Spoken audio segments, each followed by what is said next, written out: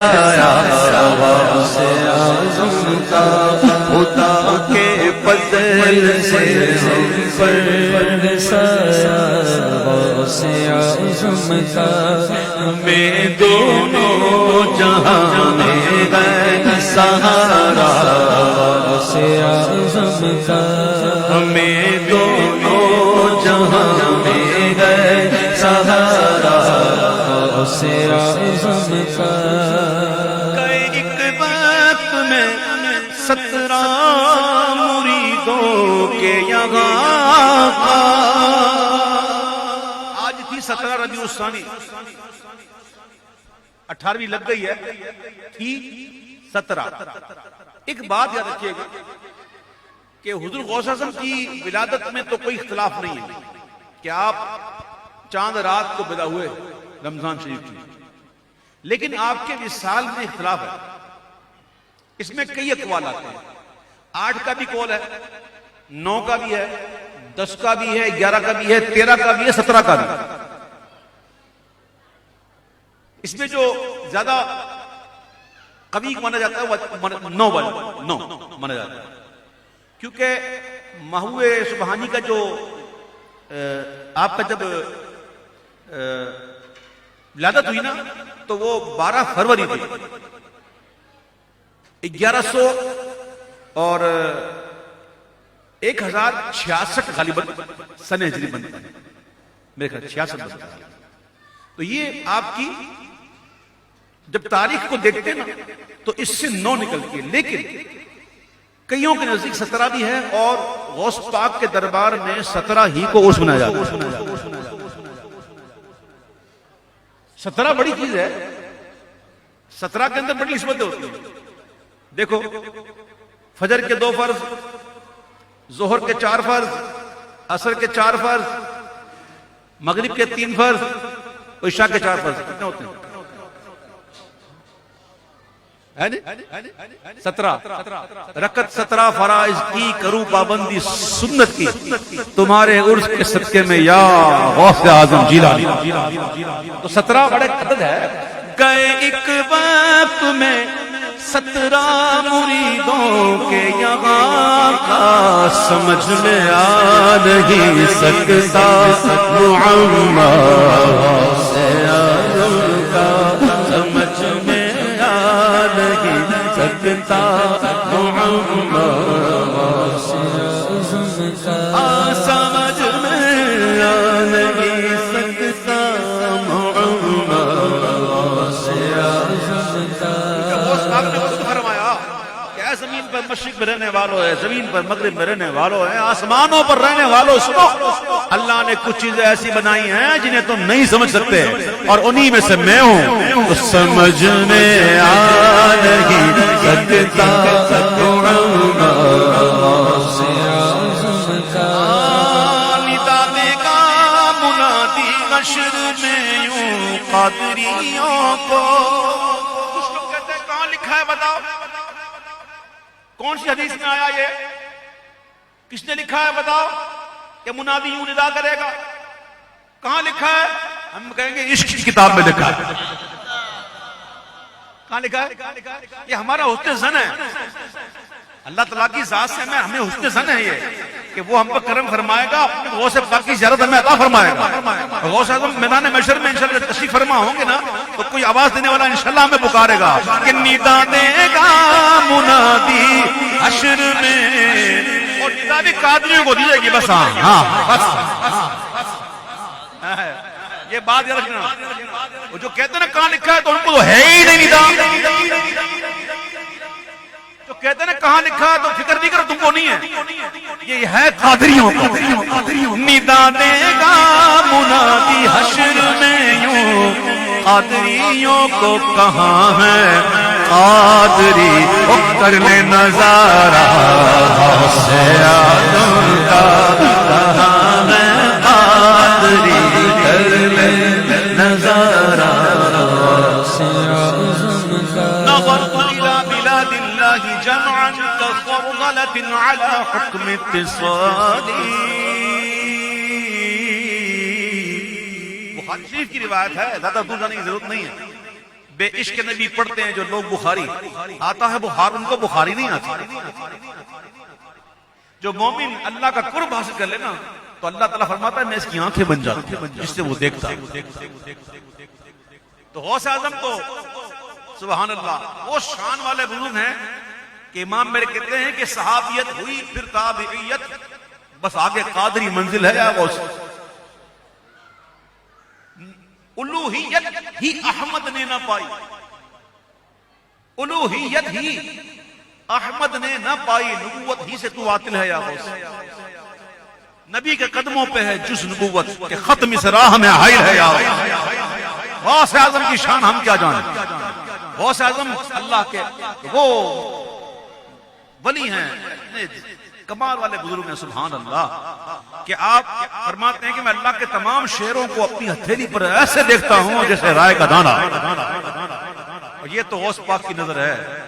اللہ اکبر. یہ نظر میرے پیر یہ نظر بڑے پیر کی, یہ نظر میرے پیر کی, یہ نظر بڑے پیر. غوث پاک دیکھ رہے ہیں تو آؤ ہم بھی ذرا غوث پاک کو کچھ عرض کرتے ہیں کہ ہماری لاج کس کے رات گئے بغداد والے, ہماری لاج کس کے ہاتھ ہے بغداد والے کے, مصیبت ٹال دینا کام کس کا بلائیں چیر دینا.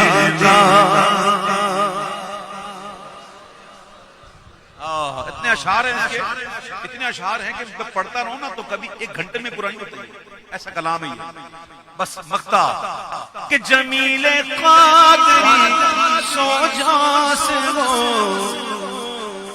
اوپر سے نہیں ہاں کیا بات, دل سے دکھانے کے لیے نہیں. ہاں نا اللہ اکبر کیا بات ہے. ابھی پیری مرید سمجھی کہاں ہے, بس رسم بچری بھی ہے, پیری مرید سیکھی کی طرف. اللہ اکبر سبحان اللہ سبحان اللہ. پڑھو جب پیری مریدی پڑھنی ہے تو بزرگوں کو پڑھو کیسے پیری مریدی کرتے تھے. اللہ اکبر. آج 18 ربیع الثانی ہے اور ایک روایت کے مطابق آج محبوب الہی حضرت نظام الدین محبوب الہی کا بھی آج عرس ہے. بڑے کمال والے بزرگ ہیں, بڑے ہی کمال کے بزرگ ہیں. اللہ اکبر.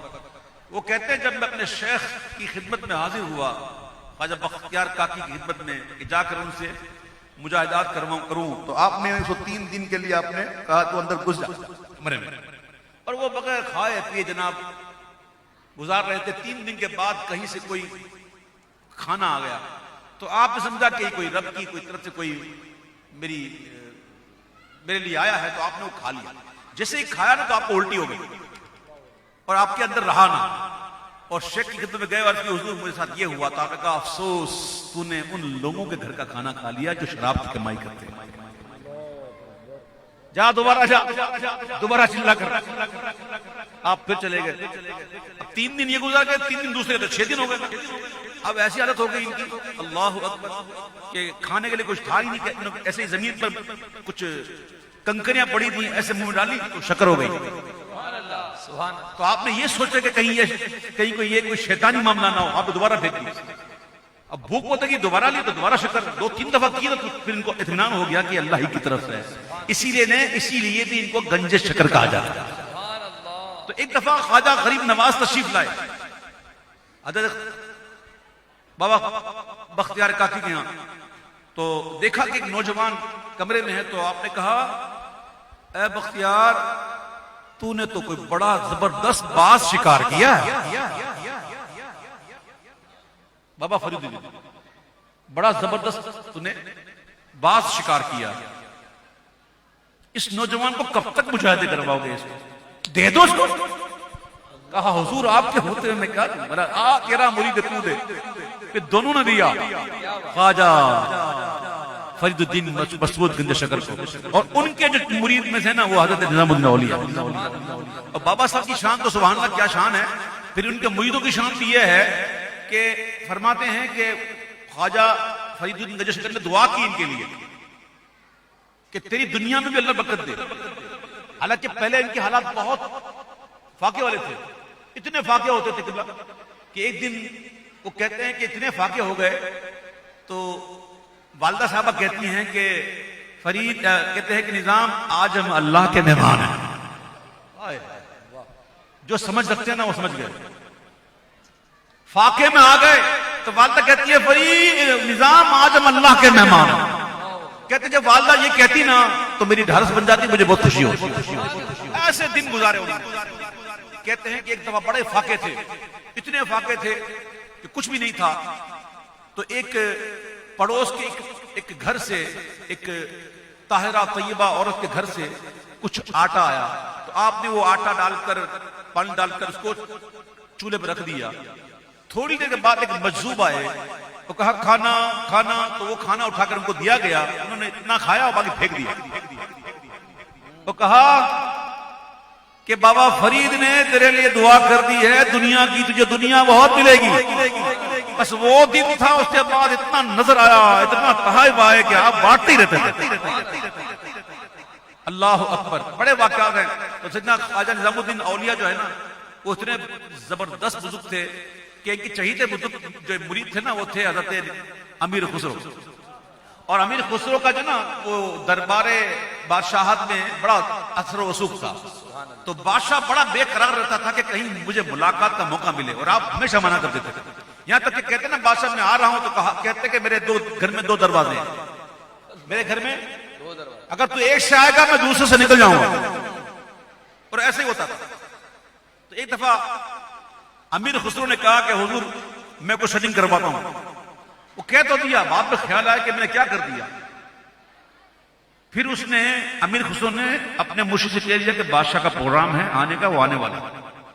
اور یہ معاملہ ہوا تھا. تو ان کو خبر پہنچ گئی تو وہ نکل گئے.